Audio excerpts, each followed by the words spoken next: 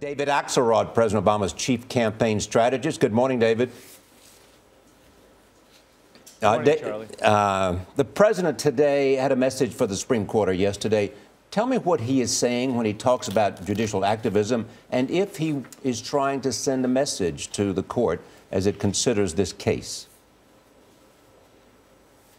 I don't think he's trying to send a message, Charlie. I think he was answering a question about what his reaction to last week's proceedings. The president believes that the Supreme Court will affirm the law because it's in keeping with their precedent not to overturn a law that Congress passed of this magnitude, certainly on a 5-4 sort of vote. So he was just expressing his opinion on that. But the bigger issue, and the one the president addressed, is what the ramifications of such a decision would be in terms of the lives of millions of Americans who already are enjoying the benefits of that program. 2.5 million young people who are on their parents' insurance up to age of 26.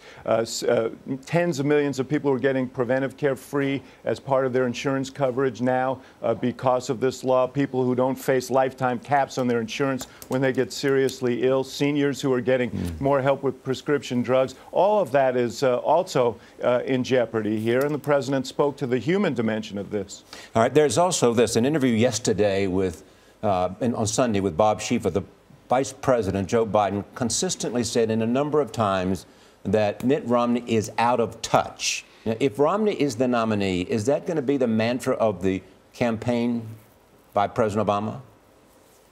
I think it's going to be the concern of the American people. Look, you have a guy who wants to go back to the same policies that got us into this disaster. He wants to cut taxes for the very wealthy, cut Wall Street loose to write its own rules, and he thinks that this somehow is going to produce prosperity, for broad prosperity for Americans. We've tested that; it's failed. And in his basic orientation toward these economic issues, he seems to be oblivious to the experiences of everyday people. He says that we should just let the housing market bottom out. We should have let Wall Street go bankrupt, and so on. And you know, just day after day, you hear these things. That's one of the reasons why, as Chip reported, his numbers have plummeted over the course of this primary campaign.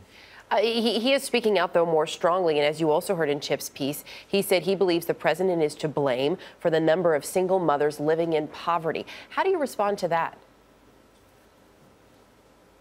Well, I think it's, you know, I think the American people will respond to that as it deserves. I mean, to the notion that he's going to heap the entire responsibility for the collapse of the economy in 2008 on the president is ludicrous. We're working through problems that were developed over a period of years. It's going to take time to get through them, but we're making progress. And the last thing we want to do is go back to the very policies that got us into this jam in the first place. But, you know, Erica, this is, you know, Romney seems to look at the world through the rearview mirror. I mean, he wants to go back to the policies of the last decade on economics. And on other stuff, I mean, he says Russia's our greatest foe. He thinks employers ought to be able to decide whether women can get contraceptive coverage or not, any employer.